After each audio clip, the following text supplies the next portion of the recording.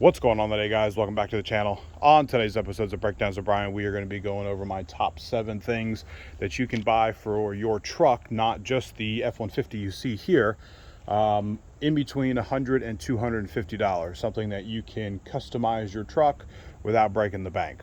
First thing let's get into is going to be the side steps here. I initially liked these because it had the third step here, because I have the 2.5-inch level on it. Sometimes that one tie down point in here is a little tough to get to, but it's nice because I have the third step here.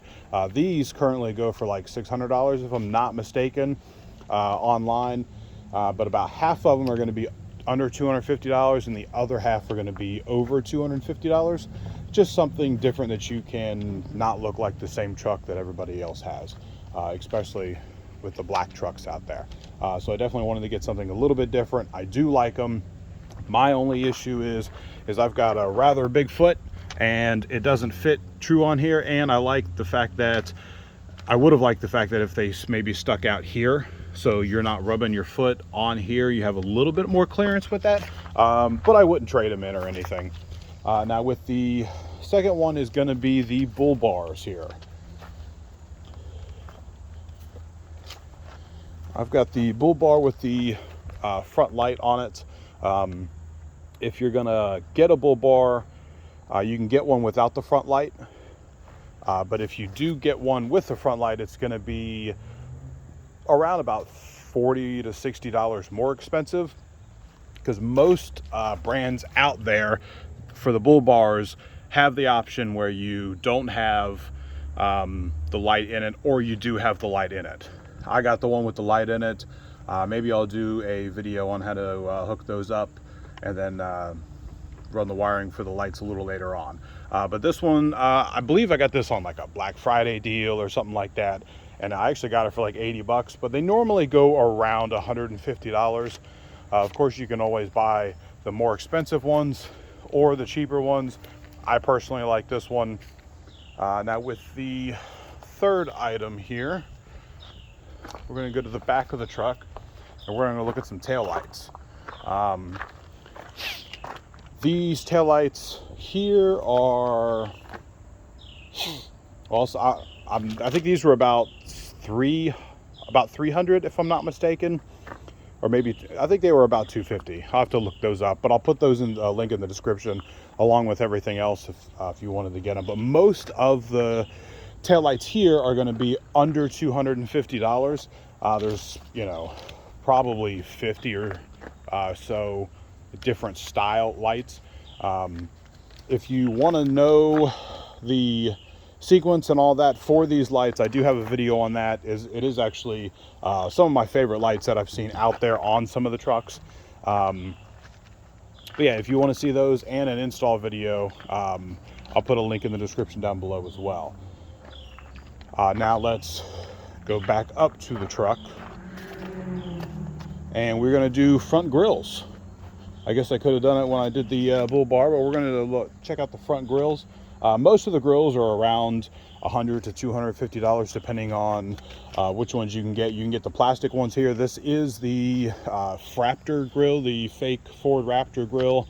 I did have some issues with one of the letters. I think it was the O, if I'm not mistaken.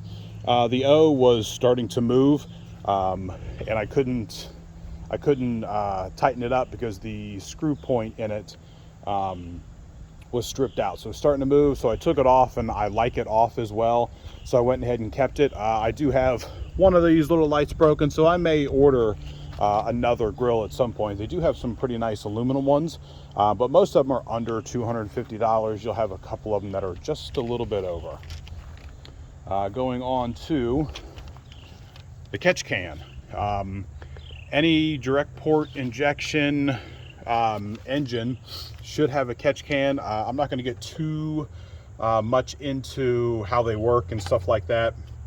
There's thousands of videos on how they work, but you're going to get air and oil water mixed in here. It's going to circulate in here, and then it's going to separate, and you're going to have a little bit of oil residue in here. I'll see if I can See if I can set it up and maybe drain it for you real quick.